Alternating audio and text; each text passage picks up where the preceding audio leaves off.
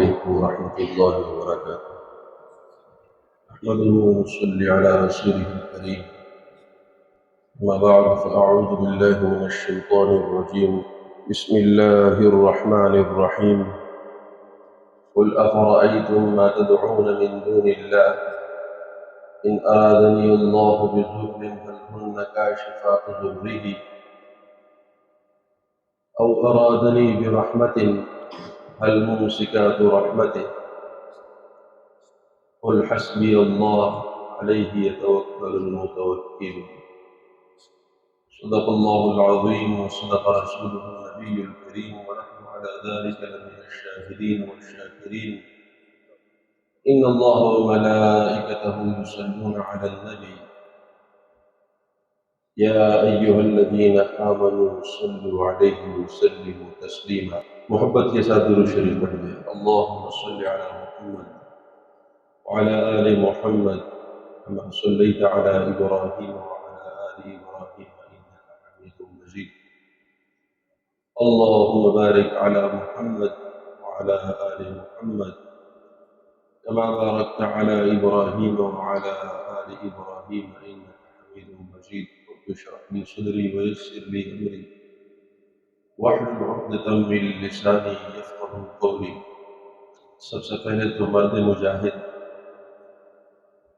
مرد قلندر وقت صلاح الدین ایوبی حضرت شیخ اسماعیل ہانیہ اور ان کے خاندان کے تقریباً 60 افراد جنہوں نے حالیہ فلسطین کے جنگ میں اپنی قیمتی جانوں کا نذرانہ پیش کیا عالم کفر کے مقابلے میں، ان کے لیے، ان کے خاندان کے لیے اور دیگر اہل فلسطین کے لیے ان کی ایصال ثواب کے لیے ایک دفعہ سورہ فاتحہ اور 3 دفعہ سورہ اخلاص کی تلاوت فرمائیں. بسم اللہ الرحمن الرحیم. الحمدللہ رب العالمین الرحمن الرحیم مالک یوم الدین. ایاک نعبد و ایاک نستعین. اهدنا الصراط المستقیم صراط الذین انعمت علیہم غیر المغضوب علیہم ولا الضالین. بسم اللہ الرحمن الرحیم. قل هو اللہ احد اللہ الصمد لم یلد ولم یولد ولم یکن له کفوا احد.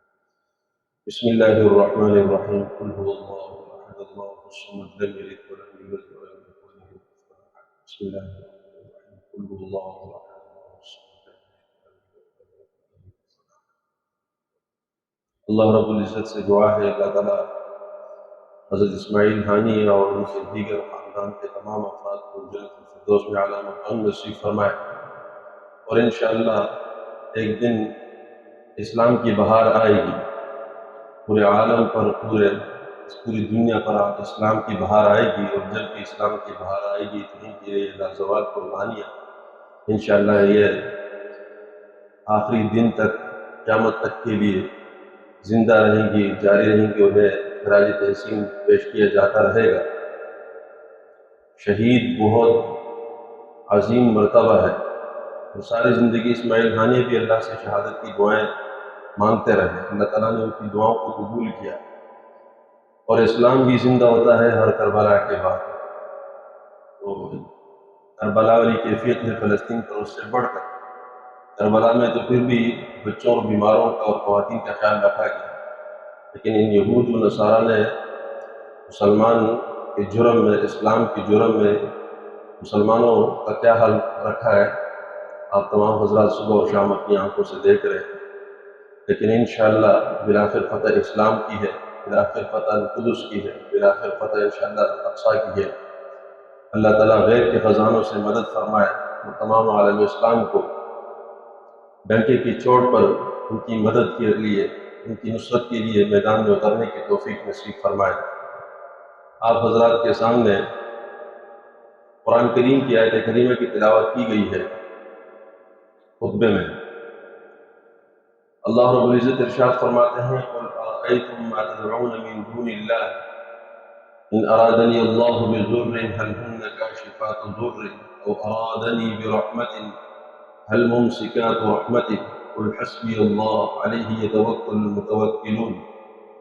اللہ رب العزت ان طاقتوں کو چیلنج فرما رہے ہیں کہ اللہ رب العزت اس کائنات میں، اس دنیا میں اگر کسی ذات کو ضرر اور نقصان پہنچانا چاہے تو کون سی طاقت ہے کہ اس ضرر اور نقصان کو اس ذات سے یا اس جماعت سے روک سکے؟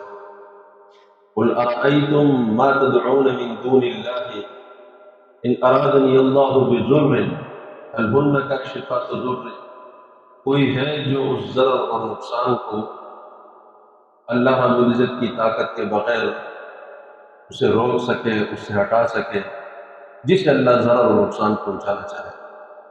او ارادنی برحمت، یا اللہ رب العزت کسی کے ساتھ رحمت کا اور نعمت کا معاملہ کرنا چاہے تو کوئی ذات اور کوئی طاقت ایسی ہے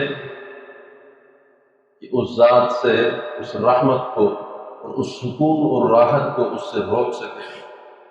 قل حسبی اللہ، کہہ دیجیے کہ میرے لیے اللہ ہی کافی ہے، علیہ یتوکل المتوکلون، توکل کرنے والے اسی ایک اللہ کے اوپر توکل اور بھروسہ کرتے ہیں۔ میرا عزیز دوستوں، محرم کا جو مہینہ ہے اس کا آخر چل رہا ہے، آخری تاریخیں ہیں، اور اس کے بعد سفر کے مہینہ، اسلامی کیلنڈر کے اعتبار سے سفر دوسرا مہینہ ہے، اس کا آغاز ہونے والا ہے۔ اس مہینے کے حوالے سے ہمارے معاشروں میں بہت ساری رسومات اور توہمات ہم لوگوں کے نظریات سے وابستہ ہے کہ گویا کہ یہ سفر کا جو مہینہ ہے یہ بلاؤں کا مہینہ ہے، یہ پریشانیوں کا مہینہ ہے، یہ مصیبتوں اور تکلیفوں کا مہینہ ہے۔ اور یہ نظریہ کوئی آج یا کل سے نہیں، یہ اسلام سے بھی پہلے سے، زمانے جاہلیت سے یہ سلسلہ چلا آ رہا ہے۔ حالانکہ اسلام جب آیا تو اسلام نے اس طرح کے بدفعلیاں، توہمات،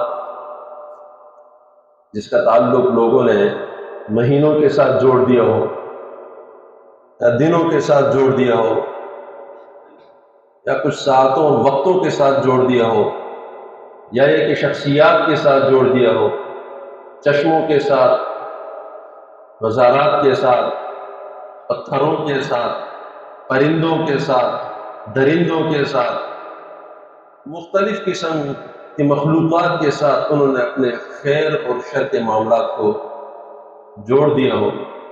اسلام نے آتے ہی اس طرح کے تمام نظریات کی بےخونی کر دی۔ اسلام نے بالکل جڑ سے اکھاڑ پھینک دیا کہ خیر اور شر کا تعلق اگر ہے تو وہ اللہ رب العزت کے ساتھ ہے۔ اللہ وحدہ لا شریک ہے۔ اس دنیا میں تمہیں جو رزق ملتا ہے، اس دنیا میں اگر کسی کو عزت ملتی ہے یا ذلت ملتی ہے یا خوشی ملتی ہے یا غمی ملتی ہے، یا وہ راحت میں جاتا ہے یا وہ تکلیف میں جاتا ہے، یا وہ صحت میں رہتا ہے یا اس کے اوپر بیماری آتی ہے، جتنے بھی معاملات ہیں خیر اور شر کے، یہ سب اللہ وحدہ لا شریک کی طرف سے ہے۔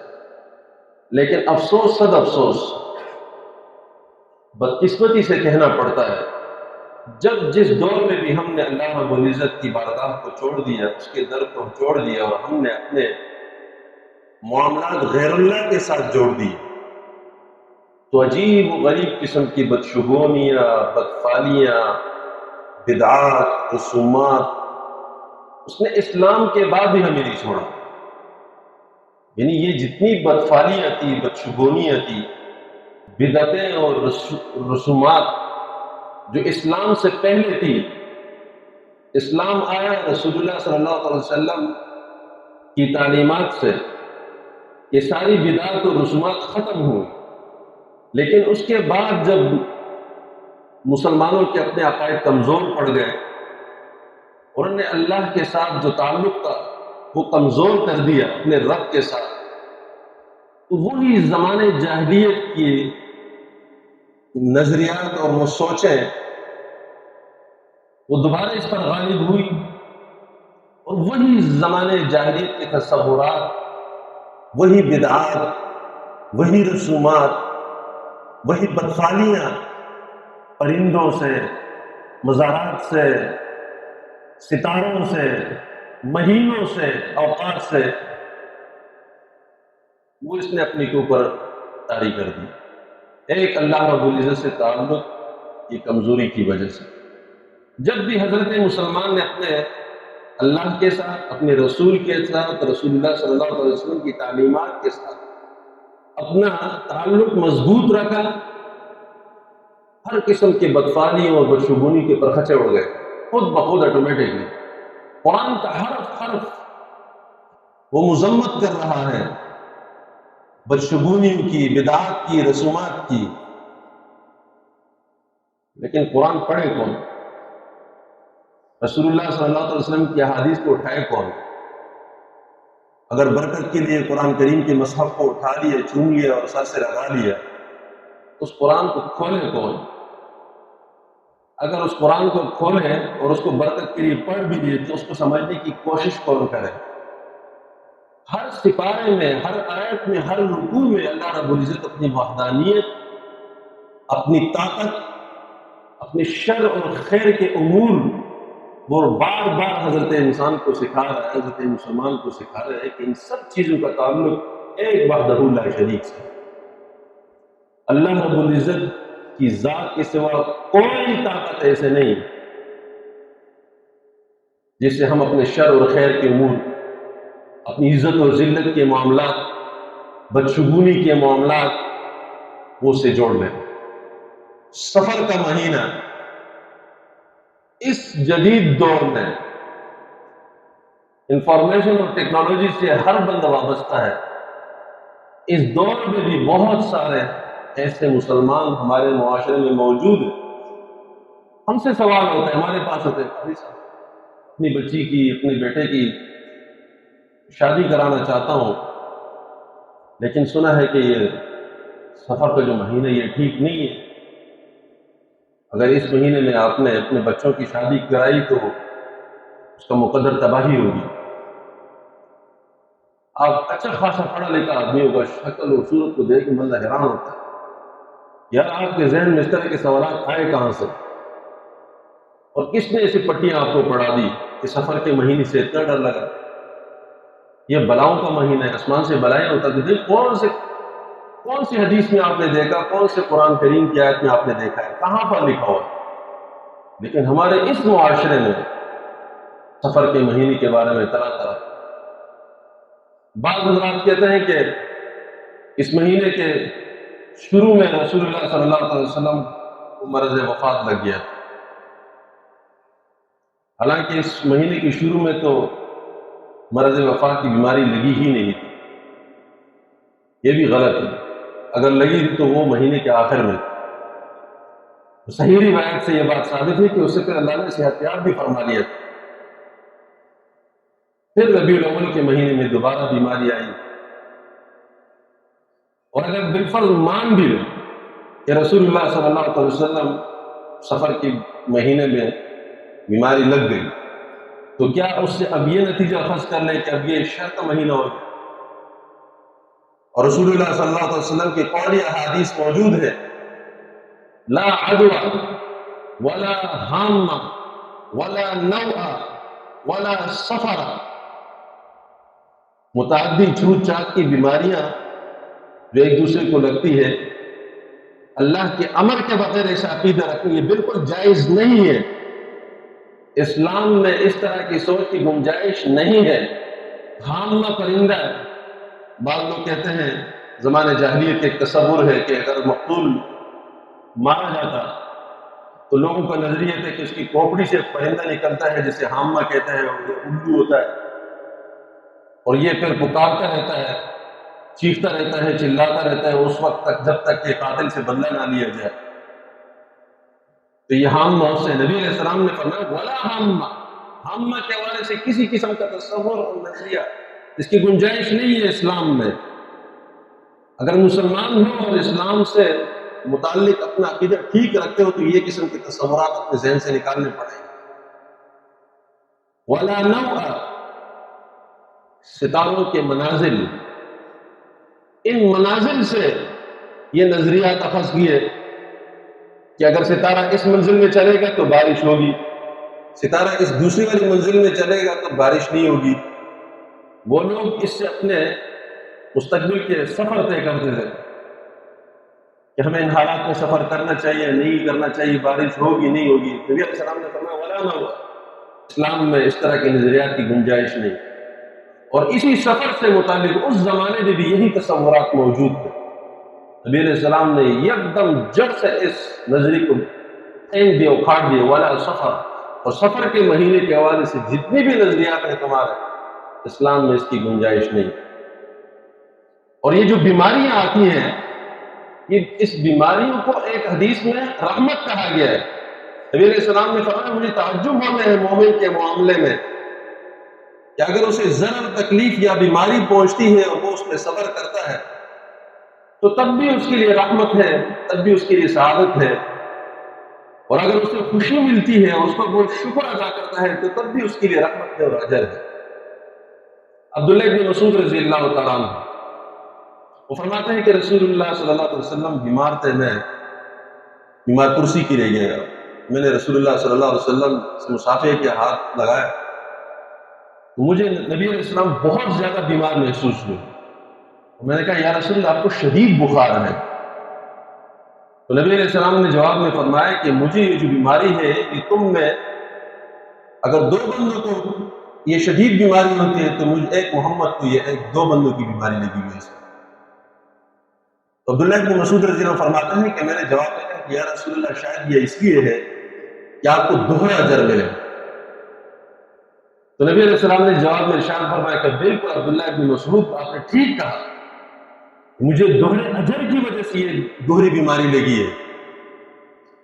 اور مومن کے کیا کہنا ہے، نبی علیہ السلام نے آگے فرمایا کہ مومن کو اگر کانٹا چبھتا ہے اور کانٹے سے بھی کوئی کم تکلیف پہنچتی ہے اللہ تعالیٰ اس کو بھی اس کے لیے اجر لکھ دیتا ہے۔ میرے عزیز دوستو، قرآن کریم کو پڑھیں، نبی علیہ السلام کے حدیث کو پڑھیں، کوشش کریں ترجمے کے ساتھ روزانہ ایک آیت پڑھیں، لیکن پڑھیں، اپنے عقائد کو ٹھیک کریں۔ عزت، ذلت، اچھائی، برائی، خوشی، غمی، یہ سب اور سب اس وقت سے اللہ تعالیٰ نے ہماری تقدیروں میں لکھ دیا تھا جب ہماری پیدائش بھی نہیں ہوئی تھی۔ من قبل ان نبرأها، قرآن کی آیت، تمہاری پیدائش نہیں ہوئی تھی اللہ تعالیٰ نے تمہاری تقدیریں لکھ دی تھی۔ صحیفے خشک ہو چکے ہیں، قلم خشک ہو چکے ہیں، اور پھر اس کے بعد یہ میری اور آپ کی کوشش یہ صرف اسباب کے درجے میں ہے۔ اصل مؤثر حقیقی ذات اگر ہے وہ ایک اللہ کی ہے۔ اللہ سے دعا ہے اللہ ہمیں ہر قسم کی بدعات، رسومات، بدعالیوں سے بچنے کی توفیق نصیب فرمائے۔ اللہ وحدہ لا شریک پر کامل ایمان کی توفیق نصیب فرمائے۔ آخر دعوانا الحمدللہ رب العالمین۔